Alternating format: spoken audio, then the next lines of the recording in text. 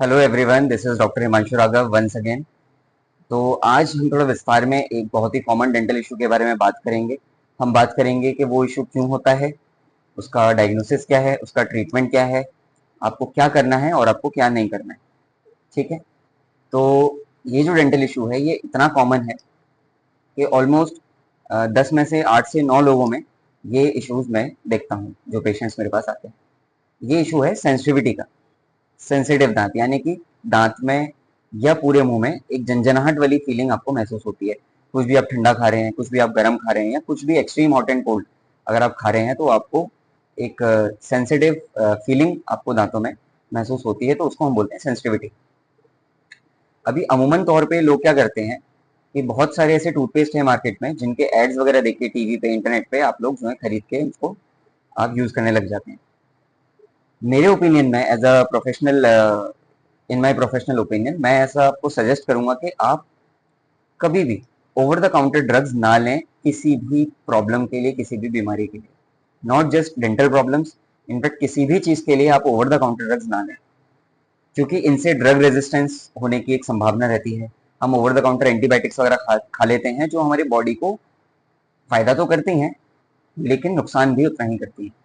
तो सही जो तरीका है वो ये है कि हम किसी प्रोफेशनल डॉक्टर की कंसल्टेशन लेके प्रॉपर टेस्ट करवाने के बाद ही हम जो है किसी भी दवाई को अपने शरीर में डालें।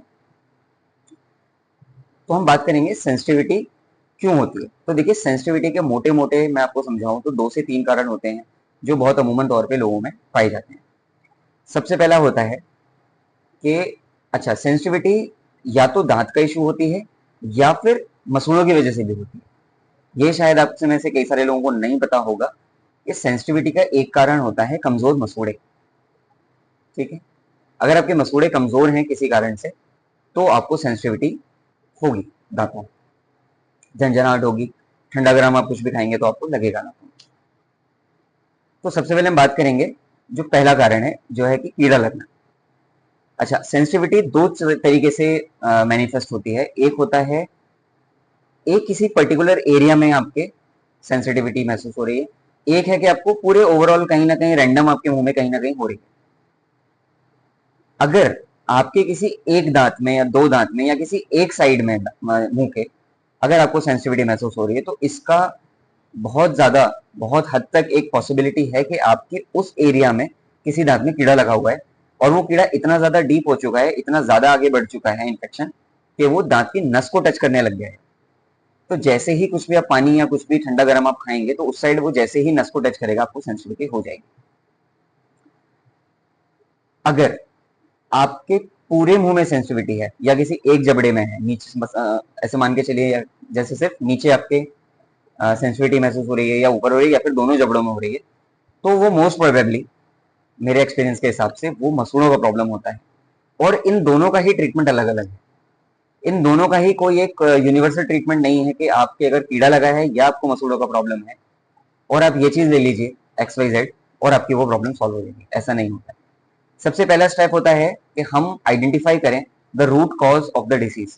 रूट कॉज क्या है, ये क्यों हो रहा है, हमें जड़ तक जाना है किसी भी चीज के, और तब हमारा डायग्नोसिस एकदम परफेक्ट निकलता है। और जब हमारा डायग्नोसिस परफेक्ट होगा तब हमारा जो है ट्रीटमेंट एकदम परफेक्ट निशाने पर बैठेगा। तो पहला केस ले लेते हैं कि दांत में आपके कीड़ा है। तो जब भी आप डेंटल कंसल्टेशन पे जाएंगे तो हम आपका पहले एक्सरे लेंगे। उस एक्सरे में हमें ये दिखेगा कि आपके दांत में कीड़ा है, इन्फेक्शन कितना आगे बढ़ चुका है। यहाँ पे मैं दांत के कीड़े को ही इन्फेक्शन बोल रहा हूँ, तो आप ऐसा मत समझिएगा इन्फेक्शन और कीड़ा अलग अलग है। मैं कहीं दांत का कीड़ा बोल रहा हूँ, कहीं पर मैं उसको एज अ इन्फेक्शन भी एड्रेस कर रहा हूँ, क्योंकि दांत में कीड़ा भी एक टाइप का इन्फेक्शन ही होता है। तो सबसे पहले हम एक्सरे लेंगे। एक्सरे में हमें ये पता चलेगा कि आपके दांत में कीड़ा है या नहीं, किस पोजीशन पे कीड़ा है, कितना ज्यादा अंदर जा चुका है, वो नस के करीब है या नहीं, कितना करीब है, उस कीड़े की वजह से क्या वो कीड़ा इतना प्रोग्रेस हो चुका है कि उसने नीचे, दांत के नीचे क्या पस बन गया है। ये सारी चीजें हम एक्सरे में पता करते हैं। तो फर्ज मान के चलिए कि आपके दांत में कीड़ा निकलता है एक्सरे में, तो वो सेंसिटिविटी आप कितने भी एंटी सेंसिटिविटी टूथपेस्ट यूज कर लीजिए, कितने भी पेन किलर्स खा लीजिए, कितनी भी कोई भी दवाई, लौंग का तेल कुछ भी रख लीजिए, वो आपका दर्द परमानेंटली 100% इरेडिकेट नहीं होगा, क्योंकि उसका रूट कॉज इरेडिकेट नहीं हो रहा है। रूट कॉज क्या है, रूट कॉज है कीड़ा लगना दांत। तो अगर आपके दांत में कीड़ा लगा हुआ है तो हम पहले उसका एक्सरे लेंगे, फिर हम अकॉर्डिंगली अगर दांत नस तक, अगर जो कीड़ा है वो दांत की नस तक अगर पहुंच गया तो उसका रूट कैनाल किया जाएगा। अगर वो कीड़ा नस में नहीं है, थोड़ा सा ऊपर है, तो हम उसको फिलिंग करके या और भी हमारे पास प्रोसीजर्स हैं वो करके हम उसको बचा सकते हैं। याद रखना है, अगर दांत में कीड़ा लग गया है तो आपको दांत नहीं निकलवाना है, ठीक है। दांत निकालना is not a solution for every dental problem, ये चीज याद रखिए, ठीक है। अच्छा, अब हम आते हैं दूसरे केस पर कि आपको मान लीजिए कि जनरलाइज, ठीक है, वो उसमें कीड़ा नहीं लगा है, वो आपके जो मसूड़े हैं वो कमजोर हो गए हैं।